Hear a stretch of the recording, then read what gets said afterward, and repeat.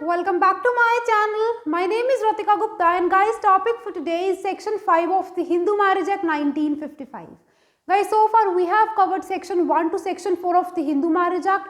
Moreover guys, I've covered a video on Hindu marriages also. So guys, before you watch this video, if you have not watched my previous video on Hindu marriages, please go and watch that video first. Because guys, in that video I've made you familiar with what was the traditional viewpoint of Hindu marriages and what is the contemporary or modern viewpoint of Hindu marriages. Hindu marriages in today's time is a semblance of both a sacrament and a contract. अगर आप pair act open करोगे आपको Hindu marriages के head के अंदर आपको 3 sections दिखेंगे, section 5, section 7 and section 8 of the Hindu marriage act. इन सभी को हम हिंदू मैरिजेस के कंटेंट के अंदर कवर करेंगे, of which section 6 is repealed by Child Marriage Prohibition Act 2006. So we'll not be discussing that, as I've already told you in my introductory class.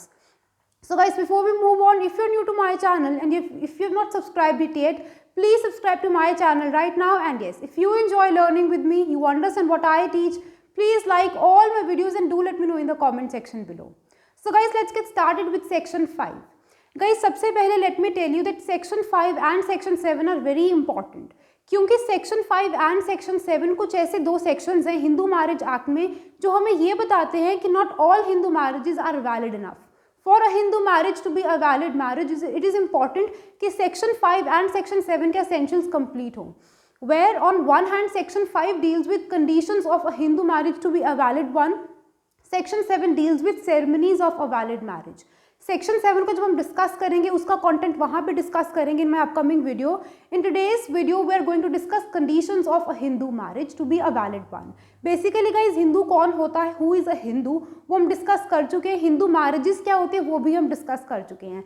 सो इस concept का background has already been discussed. Right, section 2 who is a Hindu, personal applicability already discuss कर लिया और Hindu marriages के concept को भी मैंने अलग से कवर किया है. So go and watch those videos first. अब यहाँ पे हमें ये देखने कि एक हिंदू मैरिज को which is a semblance of both a sacrament and a contract, उसको वैलिड होने के लिए कुछ कंडीशंस की ज़रूरत होती है. अगर वो कंडीशंस वायलेटिव होंगी तो इट मीन्स वो जो हिंदू मैरिज है वो वैलिड नहीं होगी. वैलिड का मतलब क्या है, अगर वो वैलिड नहीं होगी इट मीन्स वो या तो क्या होगी, नल एंड वॉइड, या फिर वो वॉइडेबल होगी. तो गाइज वही हम यहाँ पे डिस्कस करेंगे. We have 5 very important conditions of which clause 4 and 5 हम ऑलरेडी डिस्कस कर चुके हैं. So of made this section very easy for you. बहुत कुछ मैंने पहले ही इन सीक्वेंस कवर करवा दिया. So please be in touch with my previous videos guys. अब यहाँ पे आप देखो, आपने कॉन्ट्रैक्ट एक्ट में देखा होगा बेसिक से कि कोई भी चीज़ अगर वैलिड नहीं होती तो वो क्या होगी, either void, null and void, not enforceable in the court of law, या फिर वो वॉइडेबल होगी. वॉइडेबल का मतलब होता है perfectly valid until and unless it is rescinded. तो वो कॉन्सेप्ट आपको पता होगा. अब यहाँ पे हमारे पास कॉन्सेप्ट के conditions of a Hindu marriage to be a valid one.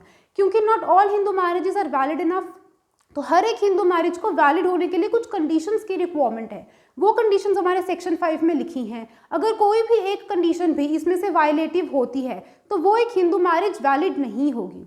Valid नहीं होगी मतलब it is not recognised by the court of law, यानी कि लॉ उसको रिकग्नाइज नहीं करेगा और लॉ के नज़रिए में वो कोई शादी नहीं होगी. आई होप गाइज. तो गाइज अगर वो चीज़ वैलिड नहीं होगी, अगर वो हिंदू मैरिज वैलिड नहीं होगी तो वो क्या होगी, ईदर नल और वॉइड, या फिर वो क्या होगी, वॉइडेबल. या तो वॉइड होगी या वॉइडेबल होगी. कॉन्ट्रैक्ट एक्ट में हमने देखा था void contracts, voidable contracts, valid contracts. तो उसी तरीके से होगा हिंदू मैरिज के neither be a valid one, और अगर वो वैलिड नहीं होगी तो 2 सिचुएशंस पॉसिबल हैं, ईदर वॉइड और वॉइडेबल.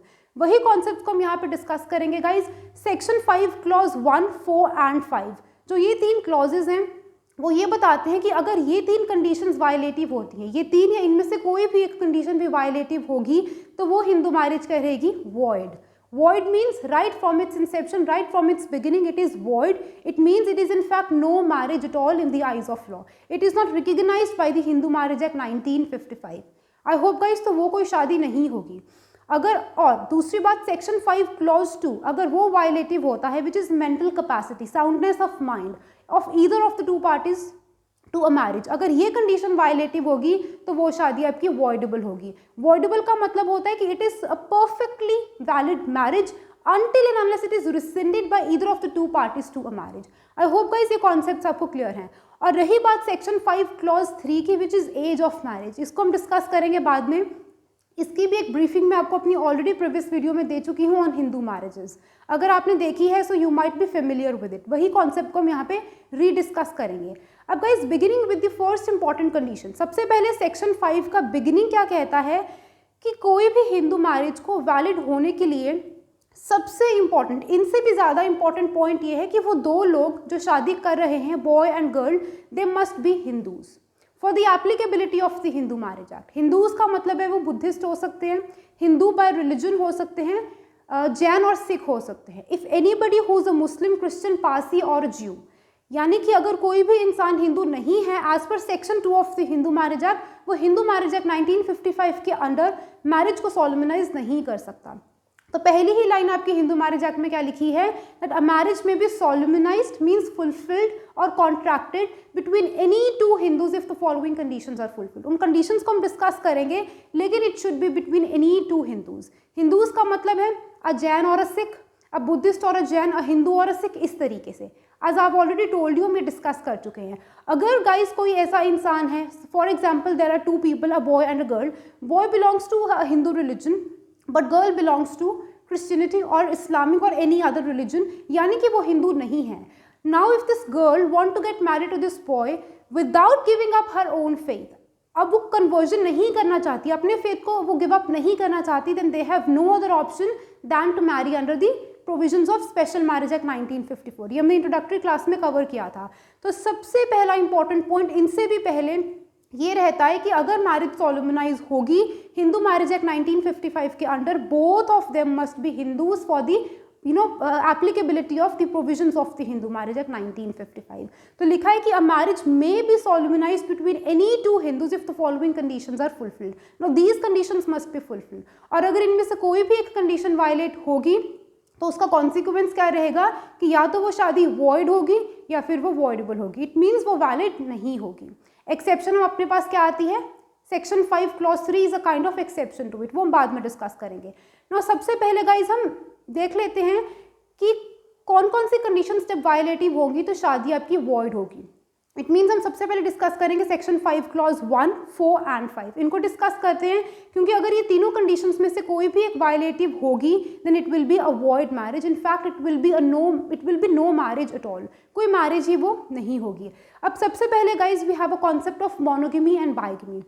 इट मीन्स कहने का मतलब है आपके सेक्शन 5 क्लॉज 1 में सिर्फ इतना लिखा है कि जब तक एक हस्बैंड की, यहाँ पे हम एग्जाम्पल ले लेते हैं, I am being gender neutral here guys, it is a point. अब यहाँ पे for example this is a boy and he got married to a girl, जब तक ये गर्ल इज लिविंग, जब तक she is alive, he can not solemnize a second marriage.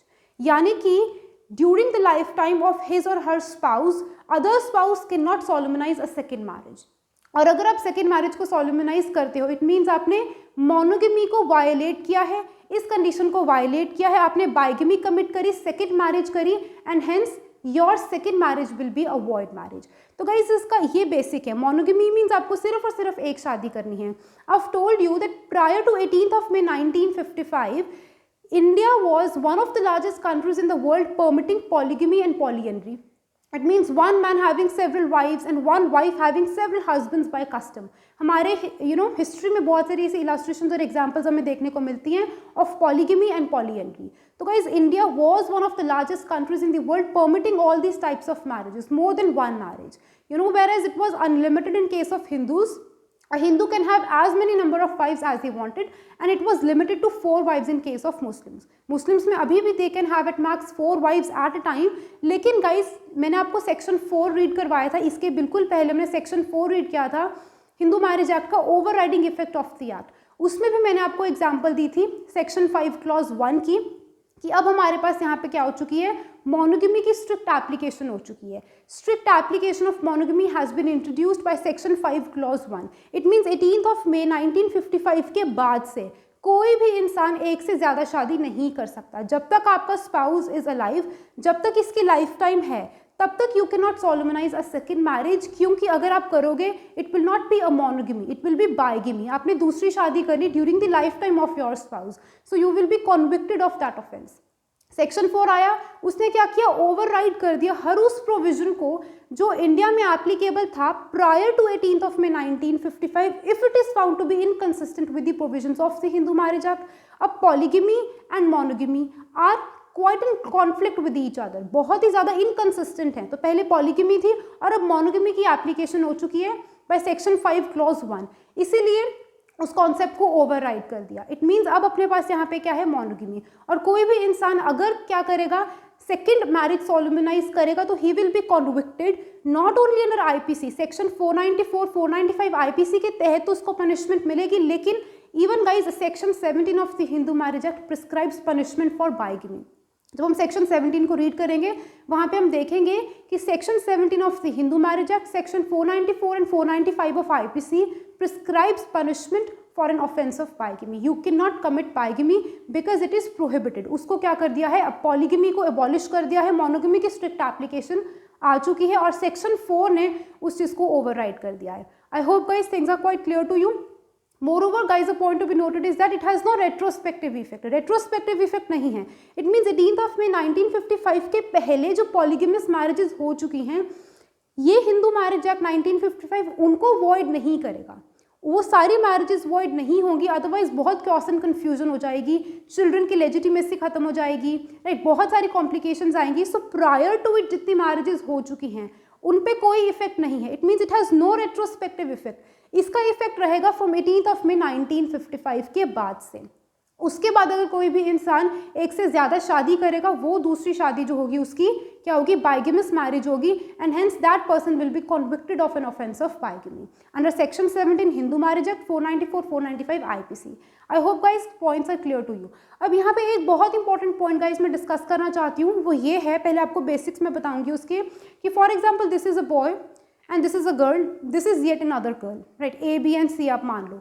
अब guys अगर हम चाहते हैं कि this boy is convicted of an offence of bigamy, तो सबसे पहला इंपॉर्टेंट पॉइंट क्या है कि he basically has to marry during the lifetime of his or her spouse. If this person marries during the lifetime of his or her spouse, तो वहाँ पे he will be convicted of an offense of bigamy, क्योंकि आपने दूसरी शादी करी। लेकिन guys यहाँ पे एक पॉइंट इंपॉर्टेंट है, provided this person's first marriage with this girl should not be null and void. अब आपकी शादी नल एंड वॉइड कब होगी, जब ये कंडीशंस वायलेटिव होंगी, या फिर मैं आपको बिगिनिंग में बता चुकी हूँ कि if this girl is not a Hindu. For example guys, ये एक बॉय है और ये एक गर्ल है। अब this girl belongs to Islam, she belongs to Muslim religion. अब यहाँ पे if she wants to get married to this boy, Hindu boy, without giving up her Islamic faith, then they have no other option than to get marry under the provisions of special marriage act 1954।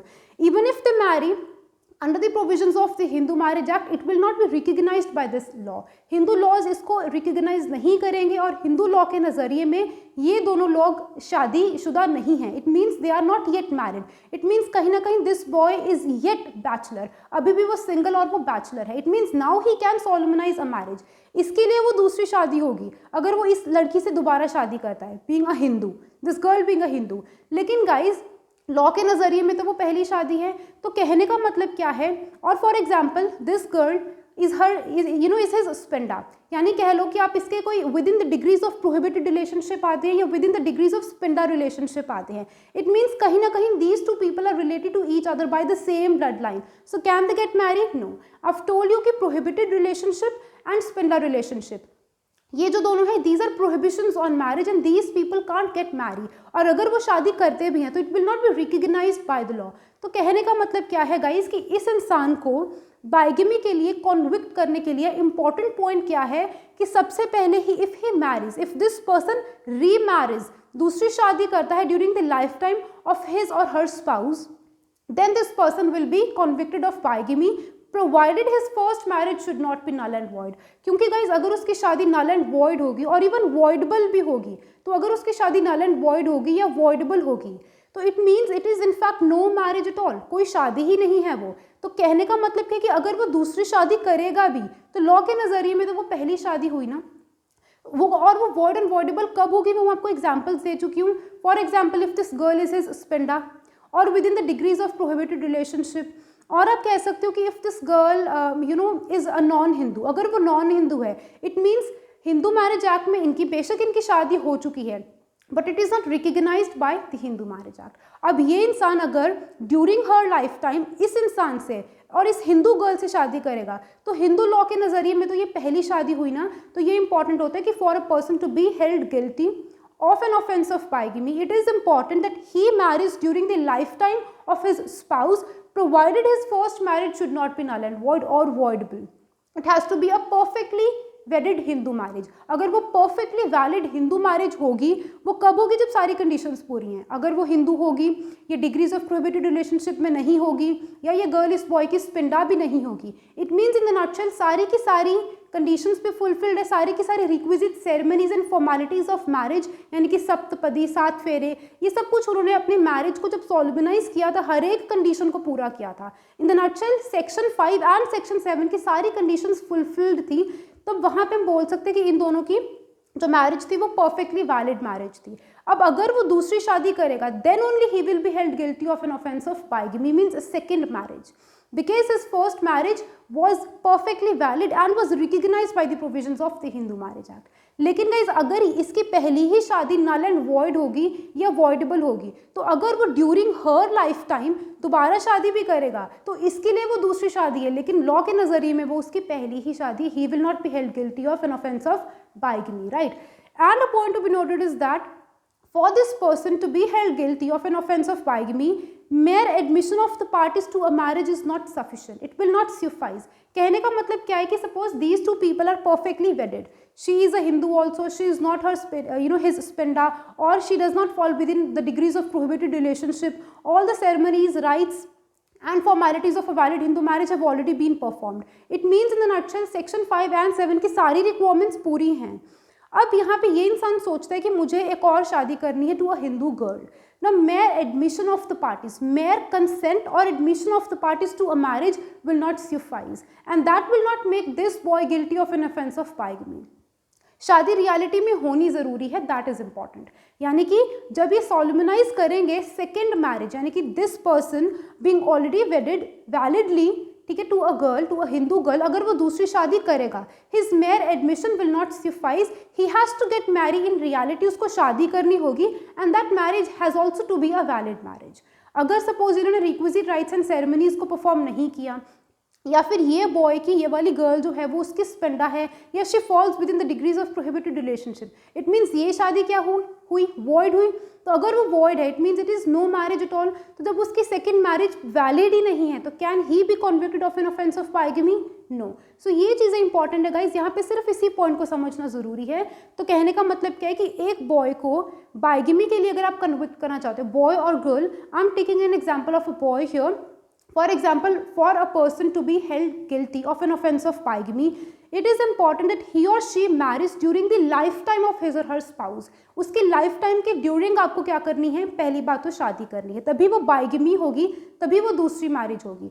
Provided उसकी first marriage should not be null and void और voidable, क्योंकि अगर पहली marriage null and void होगी for any reason, may be for want of section 5 और want of section 7, कोई भी चीज़ हो सकती है, अगर वो नल एंड वॉइड है या फिर वो वॉइडेबल है, it means it is in fact no marriage at all, वो कोई शादी नहीं होगी। तो अगर वो सेकेंड मैरिज करता है, उसके लिए वो सेकेंड मैरिज है, लेकिन लॉ के नज़रिए में क्योंकि उसकी first marriage was void marriage, it was in fact no marriage at all, तो लॉ के नज़रिए में वो उसकी पहली मैरिज होगी।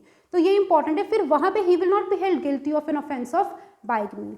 It means the factum of valid marriage has got to be proved. यहाँ पे क्या है, आपको ये फैक्ट शो करना है कि मेरी मैरिज जो थी वो वॉइड थी या फिर वो वैलिड थी। For example, if this girl goes to the court of law, तो उसको the factum of a valid marriage has got to be proved, यानी कि both the spouse, either of the two spouses has got to affirmatively satisfy the court कि हमारी एक valid marriage हुई थी। यानी कि आपको क्या करना होगा, factum of valid marriage has got to be proved in the court of law, maybe with the help of oral or documentary evidences, लेकिन you have got to affirmatively satisfy the court. और दूसरी बात, mere admission of the parties. Suppose now this is a perfectly wedded marriage, this person remarries during the lifetime of his or her spouse, उसने शादी करी। अब यहाँ पे आप देखो सारे पॉइंट्स ठीक हैं, उसने इसके ड्यूरिंग हर लाइफ टाइम ही उसने शादी करी, it was a perfectly wedded marriage, no void, no voidable marriage. लेकिन यहाँ पे इस केस में अगर आप देखो तो mere admission of the parties to their marriage is not sufficient enough for this person to be held guilty of an offense of bigamy. It is important कि यहाँ पे वो in reality शादी करेंगे, जब वो शादी होगी that to a valid marriage, तभी वो offense of bigamy के लिए liable होगा. Valid कब होगी? जब सेक्शन 5 एंड सेक्शन 7 की रिक्वायरमेंट्स पूरी होंगी. अगर वो दूसरी शादी with in his degrees of prohibited relationship, आप कह लो कि अपनी सिस्टर से कर लेता है, तो क्या वो वैलिड होगी? नहीं होगी. तब जब वो हिंदू लॉ के अकॉर्डिंग वैलिड मैरिज नहीं है, या फिर सपोज वो किसी क्रिश्चियन से शादी कर लेता है under the provisions of the Hindu marriage act, so do you think वो शादी वैलिड है? नहीं. हिंदू मैरिज एक्ट के according that marriage is not valid enough, तो वहां पे he will not be held guilty of an offence of bigamy at least under the provisions of Hindu marriage act 1955, क्योंकि वो शादी ही नहीं है. It is not a valid marriage. तो दोनों शादियों का वैलिड होना जरूरी है, इसका भी और इसका भी, तभी this person will be held guilty of bigamy. Bi means two and marriages, तो टू मैरिजेस तभी होंगी जब दोनों मैरिजेस क्या हैं? वैलिड हैं. I hope guys this point is quite clear to you. तो यहाँ पे हमने सिर्फ और सिर्फ मोनोगेमी के कॉन्सेप्ट में यही डिस्कस करना था कि मोनोगेमी इन बाइगेमी क्या होती है. पहले जो थी वो पॉलीगेमी थी, one man having several wifes, या polyandry, one wife having several husbands. So it was recognized by custom.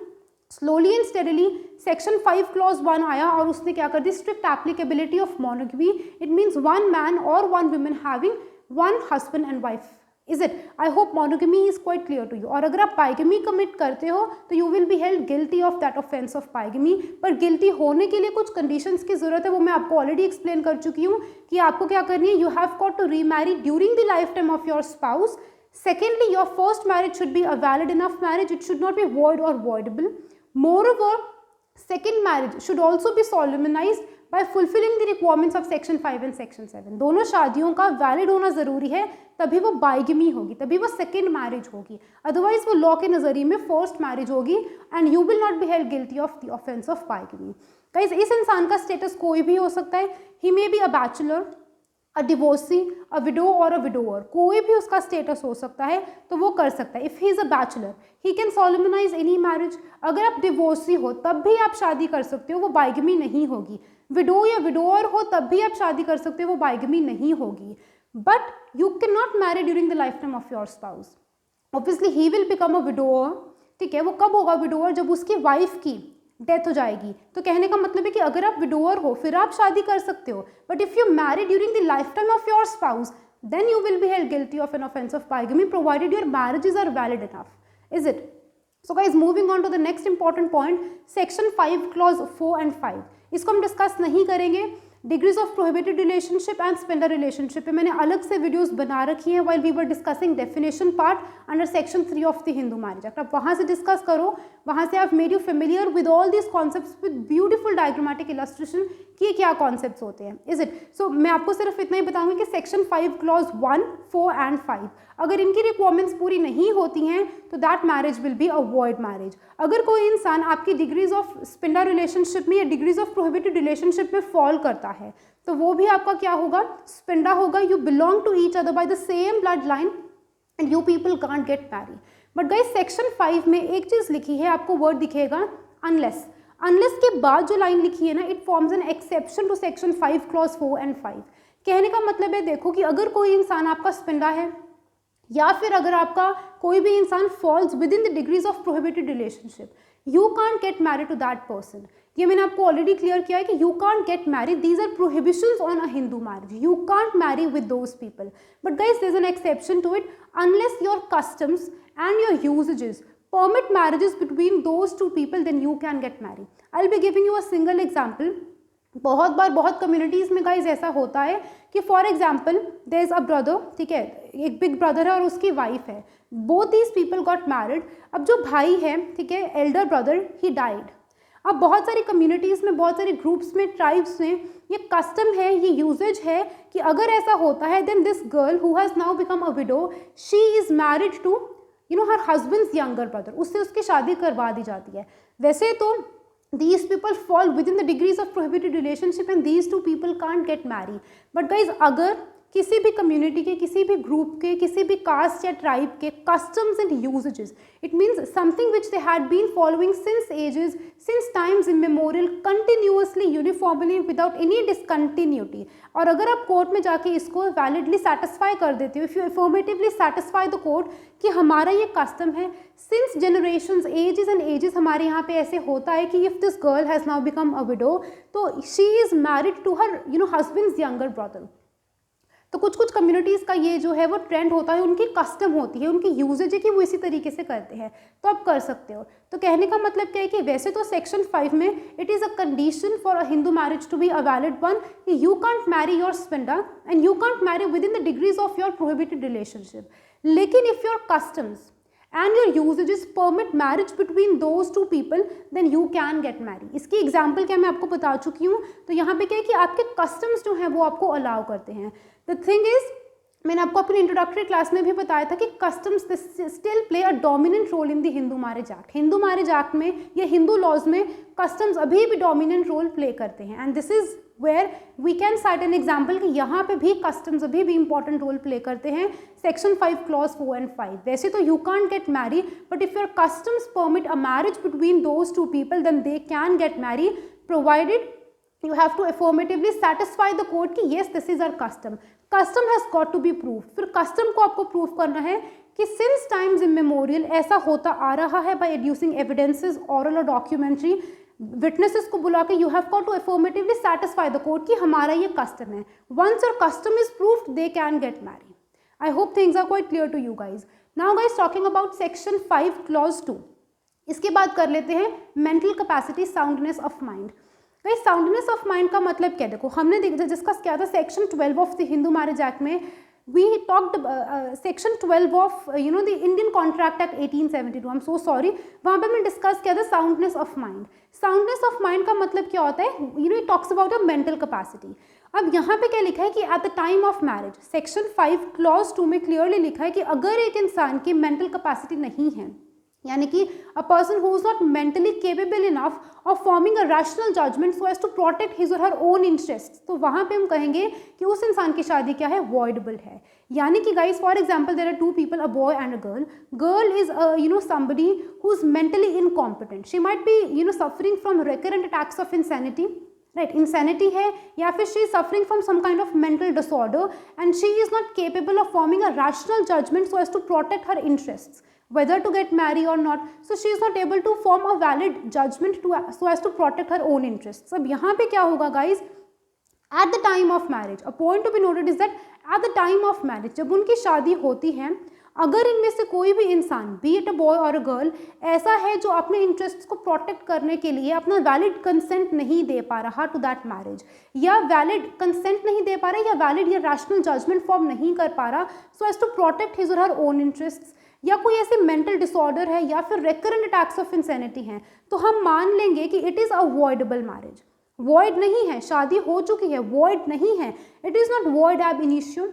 It is, ऐसा नहीं हम कहेंगे कि it is no marriage at all. शादी हो चुकी है but it is voidable at the instance of either party to the marriage, यानी कि बीट अ हस्बैंड और वाइफ, अगर कोई भी इंसान आफ्टरवर्ड्स इसको वॉइडेबल करना चाहता है तो वो कर सकता है. It is a perfectly valid marriage until and unless it is rescinded. लेकिन जब तक उसको रिसेंड नहीं किया जाएगा तब तक वो परफेक्टली वैलिड मैरिज होगी. तो सिर्फ इतना लिखा है सेक्शन 5 क्लॉज 2 में कि अगर कोई भी इंसान ऐसा है eight the time of marriage, B it a boy और अ गर्ल, जो कि किसी मेंटल डिसऑर्डर को फेस कर रहा है, या फिर उसको रेकरेंट अटैक्स आते हैं, repeatedly continuous attacks of insanity आते हैं, या फिर वो अपने वैलिड कंसेंट को फॉर्म नहीं कर पा रहा क्योंकि उसकी मेंटल स्टेबिलिटी नहीं है, तो उस इंसान की जो शादी होगी वो डेफिनेटली मैरिज तो होगी पर वो वॉइडेबल होगी. इन नियर फ्यूचर आप कभी भी उसको वॉइड कर सकते हो. तो इतना ही लिखा है सेक्शन 5 में कि at the time of marriage neither party, conditions है ना, तो कंडीशंस में लिखा neither party should be mentally incompetent. कोई भी मेंटली इनकॉम्पिटेंट नहीं होना चाहिए, और अगर वो मेंटली इनकॉम्पिटेंट होंगे तो क्या होगा, वो वॉइडेबल मैरिज होगी, वो परफेक्टली वैलिड मैरिज नहीं होगी. But until and unless it is rescinded, क्योंकि वो there is a room open for a marriage to be cancelled or avoided, तो इसीलिए उसको कहा जाता है. तो सेक्शन 5 में लिखा है कि at the time of marriage neither party should be incapable of giving a valid consent to a marriage or of forming a rational judgment so as to protect her own interests. or if that girl or that boy is capable of giving a valid consent to that marriage, but that boy or girl is suffering from some kind of mental disorder which is of such an extent or of such a kind that that girl or that boy is incapable of getting married or procreation of children. तो कहने का मतलब है guys, बहुत बार ऐसा होता है कि आपको कोई ना कोई, आप अपनी रैशनल जजमेंट तो बना पा रहे हो, आपने कंसेंट दे दिया, वैलिड कंसेंट दे दिया, without any force, without any fraud, आपने वैलिड कंसेंट दे दिया टू अ मैरिज, लेकिन आपको मेंटल डिसऑर्डर एक इस तरीके का है और इतनी एक्सटेंट का है, बहुत ही ज़्यादा ग्रेव एंड सीरियस है, that you are not fit for that marriage और procreation of children. It means marital obligations जो होती हैं, after a person, after two people, they become husband and wife, they have a lot many conjugal rights and obligations towards each other, right? Now, for example, if that girl is suffering from a kind of mental disorder, now she is not fit for procreation of children, she is not able to fulfill all her conjugal rights and obligations. It means she is not able to carry out her day-to-day normal life, normally उसको चला नहीं पा रही है, तो वहाँ पे it is voidable either at the instance of the husband और वाइफ, तो कोई भी उसको वॉइडेबल कर सकता है. और if you are suffering from recurrent attacks of insanity, तो वो these are grounds for a marriage to become voidable. तो I hope guys section 5 clause 2 is quite clear to you. इसमें सिर्फ इतना लिखा है कि at the time of marriage कोई भी इंसान ऐसा नहीं होना चाहिए जो मेंटली इनकॉम्पिटेंट है या जिसकी साउंडनेस ऑफ माइंड नहीं है, और अगर ऐसा होगा तो वो एकदम से शादी वॉइड नहीं होगी. एज इन दीज 3 केसेस वो वॉइडेबल होगी, मर्जी होगी हस्बैंड या वाइफ की, either party to the marriage, कि आप उसको रिसेंड कर सकते हो. There is a room open for that marriage to be avoided. It means वो वैलिड है until and unless it is rescinded, but there is a room open for it to be avoided. आप उसको avoid कर सकते हो. क्यों कर सकते हो? क्योंकि she has not given her valid consent. बाद में गर्ल को पता लगता है कि मेरा कंसेंट वैलिड नहीं था and I don't want to be in this marriage, she can avoid it. या फिर she is not fit for that marriage, she is not able to procreate children, she is suffering from recurrent attacks of insanity. It means normal life after marriage बहुत difficult हो चुकी है, तो आप उसको resend avoid कर सकते हो. I hope guys things are quite clear to you. Now will be discussing section 5 clause 3 which deals with age of parties to the marriage. ये थोड़ा डिफरेंट है गाइज, बाकी हमने सारे क्लॉजेज डिस्कस कर लिए. एज ऑफ पार्टीज का guys ये कॉन्सेप्ट होता है कि वैसे तो Hindu marriage act 1955 section 5 clause 3 में क्लियरली लिखा है that a boy has to be of the age of 21 and girl has to be of the age of 18. और अगर आप इन एजेस के बिलो शादी करते हो guys, I have told you that marriage will not be void और voidable under the Hindu marriage act. Non-age of the parties does not render a marriage void or voidable. ये मैंने बात पहले भी आपसे डिस्कस की है हिंदू मैरिजेस में. तो कहने का मतलब है कि एज इन दीज केसेस कि कहीं पे कोई शादी वॉइड है या कहीं पे वो वॉइडेबल है, अगर पार्टीज की एज पूरी नहीं होती है then that marriage is neither void nor voidable, it is a perfectly valid marriage. सिर्फ और सिर्फ पॉइंट क्या है कि those two people it leads to penal offences, आपको पनिशमेंट्स मिलती हैं. यानी कि इवन सेक्शन 18 जो है हिंदू मैरिज एक्ट का, वहाँ पे भी पनिशमेंट प्रिस्क्राइब करी है for child marriages. Even guys child marriage restraint act 2006, वहाँ पे भी आपको पनिशमेंट्स मिलती हैं. तो कहने का मतलब क्या है कि age of the parties, non-age basically of the parties to a marriage does not render that marriage void or voidable. It means it is a perfectly valid marriage. The thing is कि it leads to penal offenses. सिर्फ और सिर्फ आपको penal consequences देखने पड़ेंगे, punishable under section 18 of the Hindu Marriage Act and Child marriage prohibition act 2006. तो वहाँ पे आपको पनिशमेंट्स देखने को मिलेंगी. तो कहने का मतलब कि bride must be of the age of 18 years और more and bride groom should be of the age of 21 years और मोर. उससे कम अगर आप शादी करोगे तो हम ये नहीं बोल सकते कि आपकी शादी वॉइड है, it is no marriage at all या वॉइडेबल है. It is a perfectly valid marriage, वो वैलिड ही होती है शादी.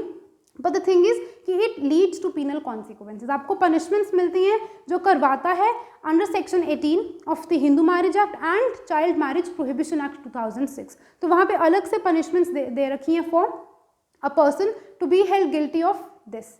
आई hope guys things are quite clear to you. And if you are in touch with recent news, आपको पता होगा कि अभी भी एज ऑफ मैरिज जो है कैबिनेट ने जो है वो अप्रूव कर दिया है कि गर्ल्स की भी जो ब्राइड की एज है it should also be increase from the age of 18 to 21 so as to create gender equality guys. तो इट इज़ इंपॉर्टेंट कि कैबिनेट ने और इसको अप्रूव भी कर दिया है. इन नियर फ्यूचर हम देखने को मिलेंगे चेंजेस भी हमें कि 18 से 21 हो चुकी है गर्ल्स की एज भी फॉर मैरिज. अभी हम रीड करेंगे because it is written in the bare act. इसी तरीके से लिखा है कि bride should be of the age of 18 years और more and bridegroom should be of the age of 21 years or more. But अभी ब्राइड की एज को भी इंक्रीज कर दिया from 18 to 21 and you know it has been approved also.